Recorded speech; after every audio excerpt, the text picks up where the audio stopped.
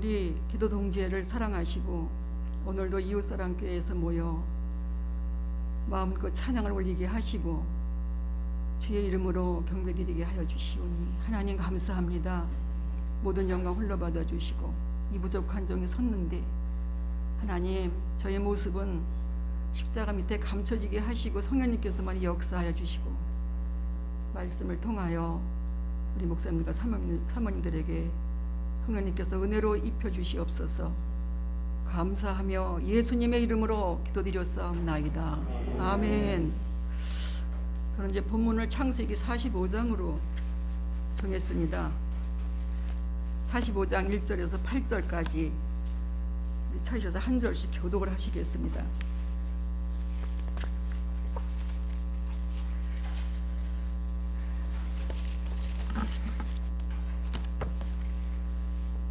제가 1절 봉독하겠습니다.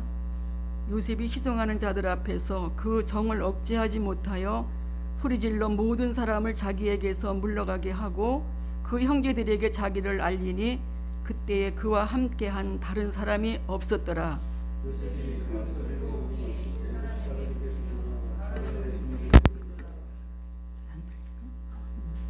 요셉이 그 형들에게 이르되 나는 요셉이라 내 아버지께서 아직 살아 계십니까? 형들이 그 앞에서 놀라서 대답하지 못하더라.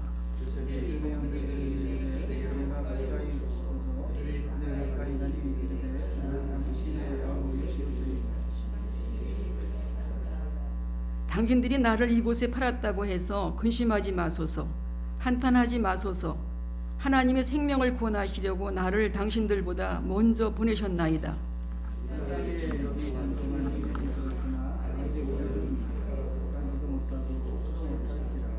하나님이 큰 구원으로 당신들의 생명을 보존하고 당신들의 후손을 세상에 두시려고 나를 당신들보다 먼저 보내셨나니 나를 이리로 보낸 이는 당신들이 아니요 하나님이시라.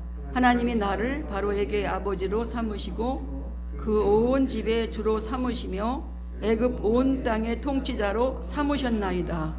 아멘. 저는 이 본문의 말씀을 가지고 우리가 본문의 말씀 내용들을 우리 목사님들과 사님들이 다 알고 계시지요.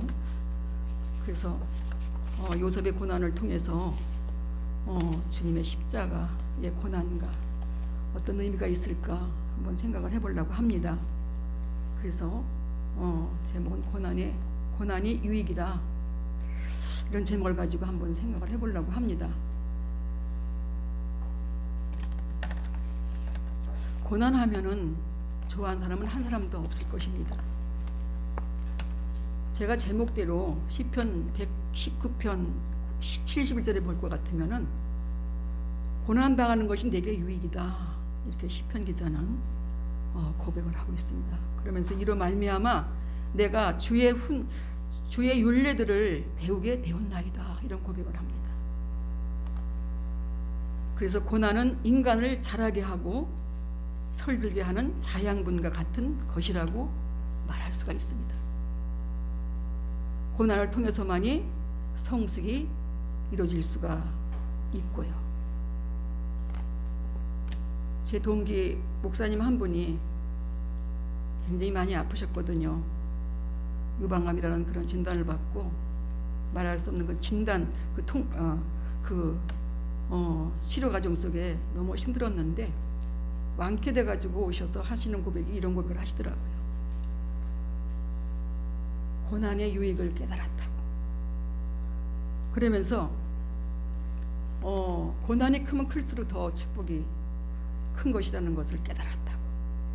그러면서 지금 자기의 그 당한 고난은 그게 큰 고난이 아니라고 이렇게 고백을 하는 것을 제가 직접 들었습니다. 오늘 본문에 등장되어지는 우리가 요셉을 한번 살펴보려고 합니다. 1절을 보면은 요셉은 자기 감정을 억제하지 못하고 큰 소리를 지르면서 크게 우는 그 내용이 이렇게 기록된 것을 볼 수가 있습니다.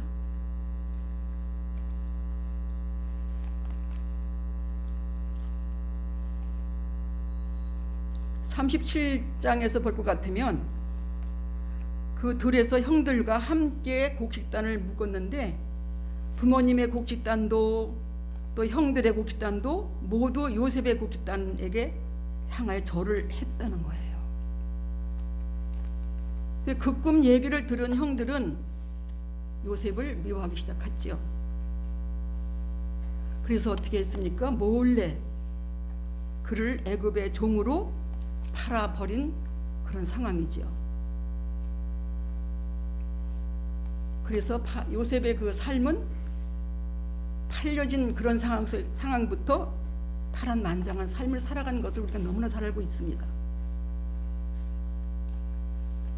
어떤 파란만장한 삶을 살았을까요? 남의 종살이를 하는 그런 신세, 더 나아가서는 억울한 감옥살이를 하게 되어진 것을 우리가 너무나 잘 알고 있습니다. 그러면 그 요셉이 이런 고난을 당한 것은, 그는 억울한 감옥 생활을 한 것은 어떤 자기의 잘못이 아니었고 자기의 실수도 아니었었고 전적으로 타인에 의한 고난이었다고 우리는 말할 수가 있고 볼 수가 있습니다. 그런 상황 속에서, 그런 환경 속에서도 성경에 볼 것 같으면 요셉이 좌절했다는 것이 한 구절도 없더라고요.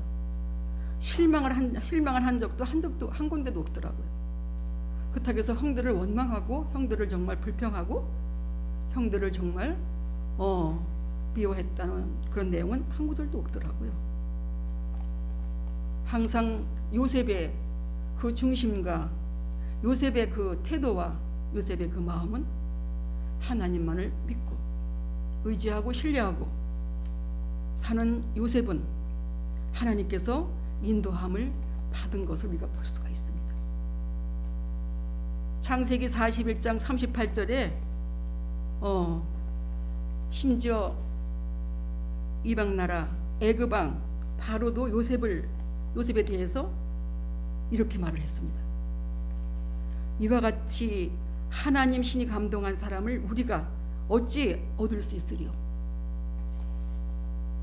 이방인의 눈에조차도 요셉은 신앙의 사람, 하나님의 사람으로 보아졌다는 거죠.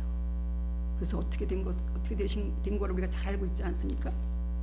결국 바로 왕이 요셉을 애굽의 국무총리로 임명하여진 사실을 우리가 말씀을 통해서 너무 잘 알고 있습니다.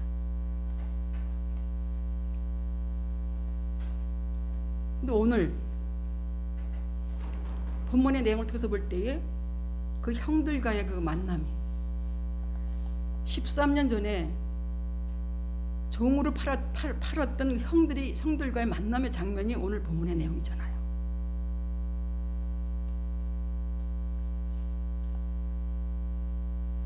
근데 그 요셉의 그 모습은 그 13년 전에 자기를 팔았던 그 형들을 대했을 때 정말 어떤 감정이 들었겠습니까? 아마 본문에는 안 나왔지만은 아마 나름대로 별 생각이 다 들었을 거라고 우리가 생각을 해볼 수가 있어요. 근데 심지어 국무총리가 되어진 그런 입장에 있던 요셉은 그 자신을 팔았던 형들과의 그 대면 속에서 오히려 요셉의 처신을 한번 살펴볼 때에 형들을 용서하겠다고 하는 그런 하회를 하고자 하는 먼저에게 자신을 알리는 것을 우리가 볼 수가 있습니다. 정말 이 장면은 저도 이렇게 보면서 어떻게 이렇게 했을까? 어떻게 이렇게 할 수 있었을까? 하는 생각을 해보았습니다. 오히려 형들은 그 요셉을 알아보지 못했다가 자기를 이제 알리면서 이제 누구라고 밝혔을 때에 오히려 형들이 놀라기도 하고 두려워서 대답을 하지 못했다는 그런 장면이 여기 기록된 것을 볼 수가 있습니다. 그때 요셉은 오히려 형들을 우려하면서 이렇게 말했어요. 당신들이 나를 이곳에 팔았으므로 근심하지 말라고. 한탄하지 말라고 오히려 하나님이 생명을 권하시려고 나를 당신들 앞에 먼저 보냈다고 창세기 45장 5절에 기록한 말씀하신 것을 볼 수가 있습니다. 여기에 요셉의 그 위대한 점을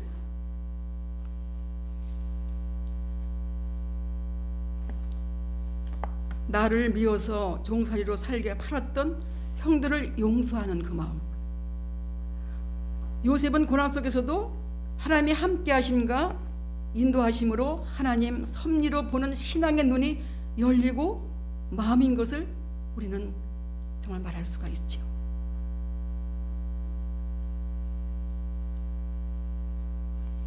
우리가 여기 계신 목사님들, 사모님들도 여기까지 오는 동안에 얼마나 많은 고난의 터널들을 지나고 오셨습니까? 결국 말씀을 통해서 볼 때에 고난은 무익한 것이 아니라 오히려 유익하게 되어진다고 분명히 약속을 하신 것을 우리가 볼 수 있고, 이제 여기에 등장되어지는 요셉의 그 삶을 통해서도 볼 때에 주어진 그 환경에서 탓할 것이 아니고 원망하지 않고 그 환경을 보지 아니하고 오직 바라보는 것은 오직 하나님, 오직 의지하는 것은 하나님, 오직 믿을 이도 하나님이신 것을 굳게 믿은 그 요셉의 그 신앙을 볼 수가 있습니다. 그래서 로마서 8장 28절에는 이렇게 말씀하고 계셔요.